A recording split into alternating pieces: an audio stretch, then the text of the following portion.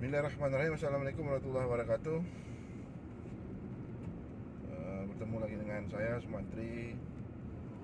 Mudah-mudahan hari ini kita diberi kesehatan, dilindungi Allah Subhanahu wa taala atas musibah yang sedang terjadi saat ini. Mudah-mudahan kita diberi perlindungan. Saya pengen akan mengulas atau menyampaikan seperti apa yang saya janjikan kemarin terkait dengan TPP. TPP ini tambahan penghasilan pegawai yang menurut pandangan saya tidak atau belum layak untuk dinaikkan atau kurang pas untuk kondisi masyarakat kita pada saat ini. Ketika masyarakat masih dalam keadaan susah, masyarakat masih dalam keadaan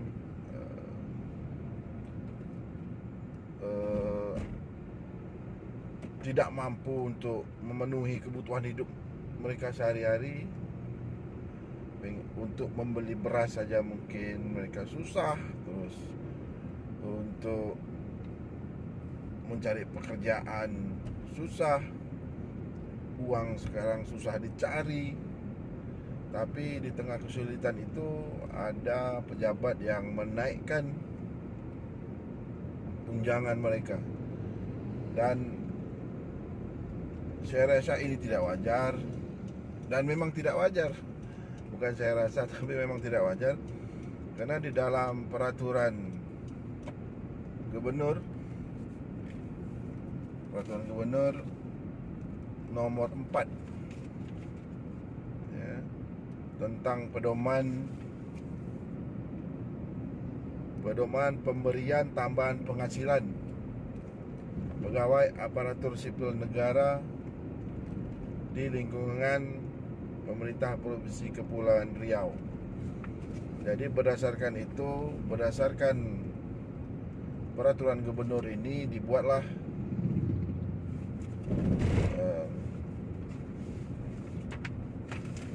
bayaran aturan tambahan pembayaran TPP kepada pegawai.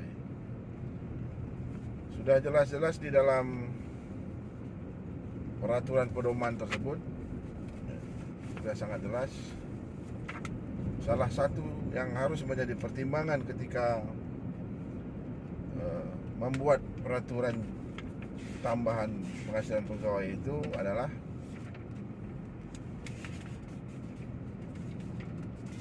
harus transparan dan bisa dipertanggungjawabkan. Transparan dan harus bisa dipertanggungjawabkan.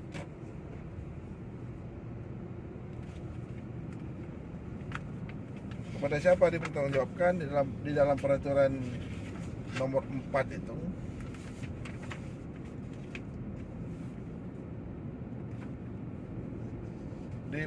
dapat dipertanggungjawabkan kepada masyarakat.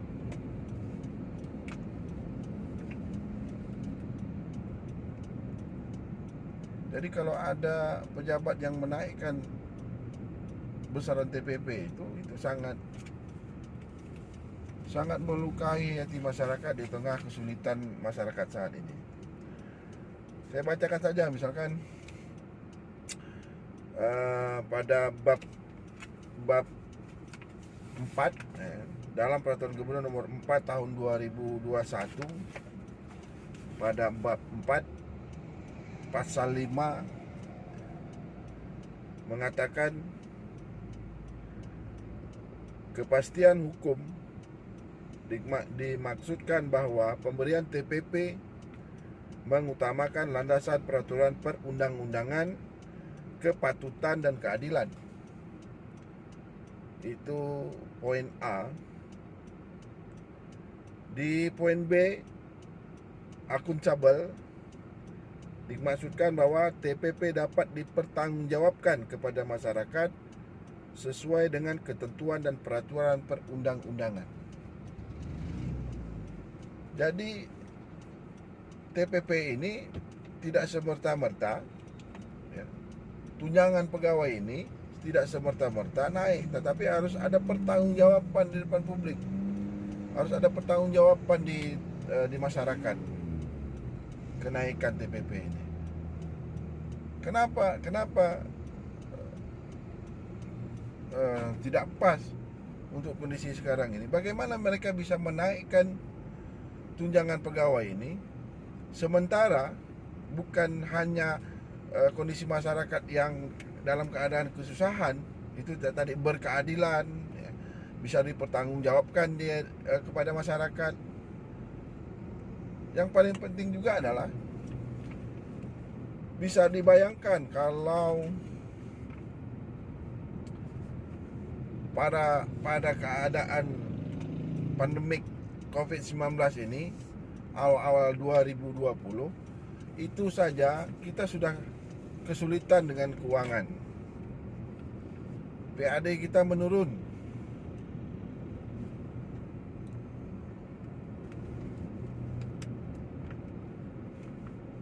PAD kita menurun.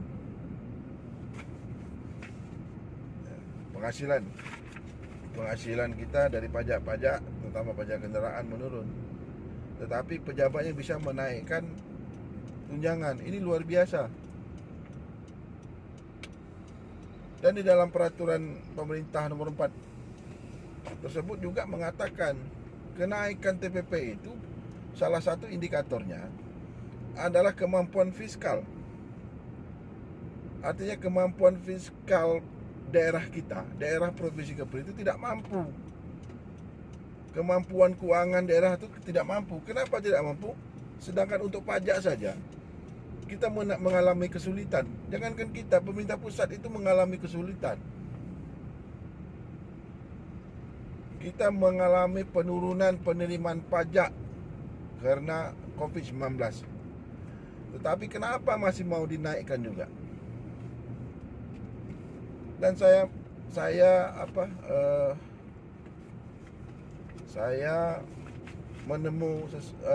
menemukan sesuatu hal yang ganjil menurut saya di dalam peraturan yang dibuat oleh tim. Jadi ini yang bekerja membuat peraturan ini adalah tim TPP. Kalau tidak salah saya ada 6 atau 7 SKPD. Nah, di lampiran di peraturan tersebut tidak secara menyeluruh. Artinya peraturan ini hanya dibagikan, lampirannya itu dibagikan sesuai dengan SKPD, per SKPD. Padahal aturan itu harus include semuanya agar supaya bisa menjadi pedoman setiap SKPD. Bukan di setiap SKPD dibuat lampiran masing-masing. Kenapa? Hal ini sangat mencurigakan karena informasi yang saya dapatkan, tim pembuat TPP ini tidak ingin setiap SKPD itu mengetahui besaran TPP yang diterima oleh 6 atau 7 SKPD ini. Jadi saya menilai sini ada kecurangan. Jadi mentang-mentang dia yang menyusun ini, dia yang lebih besar. Ini puluhan juta. Nanti saya bacakan ini. Nanti saya akan saya kasih tahu lah berapa besaran-besaran luar biasa ini. Bukan uang kecil. Ini uang besar. Setiap tahun, setiap bulan diterima oleh pegawai. Tetapi tidak semua pegawai, ada penurunan yang dilakukan pegawai. Yang penurunan itu terjadi di SKPD di luar 6 atau 7 SKPD ini. Saya mencurigai, karena di Dinas Pendidikan hanya dapat lampiran Dinas Pendidikan, di BPPD dapat lampiran BPPD, yang lain tidak diketahui. Artinya TPP yang sebagai leader atau penyusun ini itu lebih besar daripada TPP dinas-dinas lain. Padahal kalau saya lihat leadernya pembuat TPP ini tidak berat-berat amat lah. Semua pekerjaan pasti berat, tetapi ada dinas lain yang lebih berat daripada leader pembuat TPP ini, malah di bawah mereka. Kemarin saya sudah kaji-kaji, pengen saya petunkan surat edaran ini, SK ini. SK ini memang dibuat pada zaman Pak Sedianto. Saya pengen menggugat surat keputusan ini. Rupanya gugatan itu berbayar. Jadi kalau untuk mencari keadilan di pengadilan itu harus bayar kayaknya. Jadi saya tunda untuk sementara karena dia berbayar. Suatu saat nanti mungkin ya, kalau memang ada kesempatan, kita akan petunkan itu.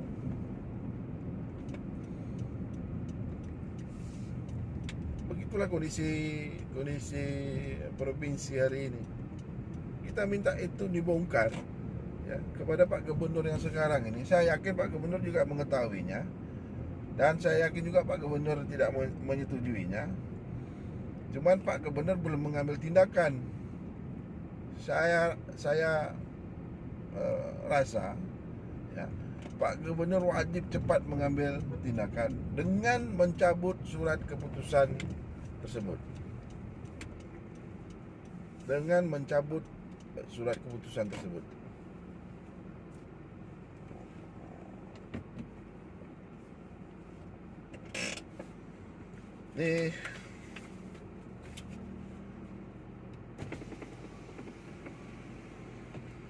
Ini apa peraturannya nomor 4 ya. Sudah jelas. Jadi saya mencurigai bahwa ada sesuatu yang dibuat, yang disembunyikan oleh pembuat TPP ini. Ini dari badan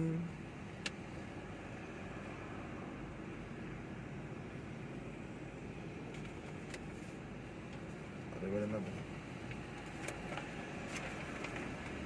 Ya, ini dari Badan Penanggulangan Bencana Daerah Provinsi Kepulauan Riau. Ini lampirannya, ini lampirannya terpisah. Ini lampirannya terpisah. Ini dari Dinas Pendidikan. Jadi lampiran Dinas Pendidikan terpisah. Jadi hampir semua SKPD mendapat besaran masing-masing. Dapat angka nilai ini masing-masing. Seharusnya surat keputusan yang menjadi pedoman setiap SKPD include saja dia. Tidak ada ini Dinas Pendidikan, ini Dinas Kebudayaan, ini Dinas PU dan segala macamnya. Tidak perlu. Dia harus include, jadi menjadi pedoman. Ini malah tidak disembunyikan. Karena apa? Karena pembuat TPP ini, SKPD yang membuat TPP ini lebih besar penghasilannya, pendapatannya daripada SKPD yang tidak ikut terlibat. Saya sangat mencurigai. Kalau saya sebutkan angka-angkanya juga cukup kaget ya. Ada puluhan juta lah. Ada 40 atau 50 juta, ada yang 100 juta satu bulan. Banyak. Itu yang kita sayangkan. Kita mencurigai ini adalah bentuk sebenarnya korupsi, tapi dibungkus dengan atau berlindung di balik peraturan-peraturan. Ini berlindung di balik peraturan-peraturan. Dia ada kesempatan dibuat peraturan-peraturan. Dan pegawai negeri atau masyarakat atau anggota dewan seharusnya bicara juga dengan masalah TPP ini. Anggota dewan harus bicara terhadap TPP ini, harus dapat melindungi anggaran uang rakyat ini yang dipakai oleh pejabat-pejabat di Provinsi Kepulauan Riau ini. Harus berani. Pegawai negeri juga harus bicara, minta yang 6 atau 7 SKPD itu berapa besarannya. Jadi jangan berteriak di belakang. Perlu dibongkar. Pak Gubernur panggil ini 6 SKPD ini atau 7 SKPD ini, saya kurang tahu ya ada berapa. Tidak usah saya sebutkan. Mudah-mudahan Pak Gubernur bisa mengkaji ulang ini, dan mereka yang telah dibayar dengan uang ini harus dikembalikan. Kenapa harus dikembalikan? Ini di dalam pedoman pembuatan ini harus bisa dipertanggungjawabkan kepada masyarakat. Berkeadilan itu seperti apa? Ketika masyarakat dalam keadaan susah, kita pejabat juga harus merasakan itu. Pejabat pemerintah juga harus merasakan kesusahan mereka. Dengan cara apa? Ya tidak perlu menaikkan tunjangan. Pandemik ini pajak kita menurun, tiba-tiba tunjangan dinaikkan. Jadi ini tidak punya rasa empati terhadap kesulitan masyarakat. Yang naik juga tidak banyak SKPD. Yang membuat ini, leader yang membuat ini. Dan saya menilai juga pergub ini dibuat tergesa-gesa. Karena aneh saja saya melihat pergub ini. Oke, saya sampaikan ini ya, saya sampaikan pada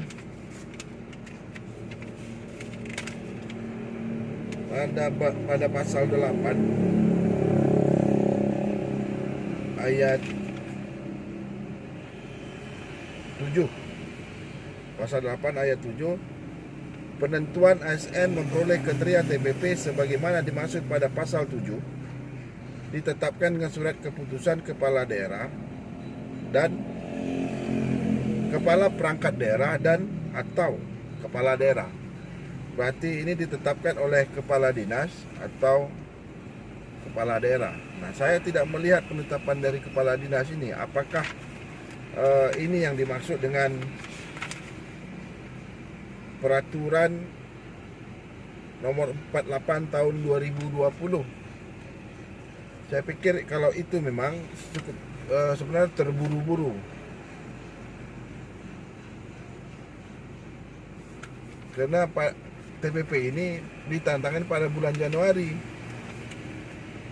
Berarti kalau 2020 ini saya pikir tidak terlalu lama dengan dari Januari 2021. Saya meyakini itu. Kalau tidak salah ya, saya bulan berapa? Desember atau apa ya? Kalau tidak salah saya ini. Jadi kalau ini jaraknya hanya 1 bulan atau 2 bulan, berarti terkesannya terburu-buru melakukan pembuatan TPP ini.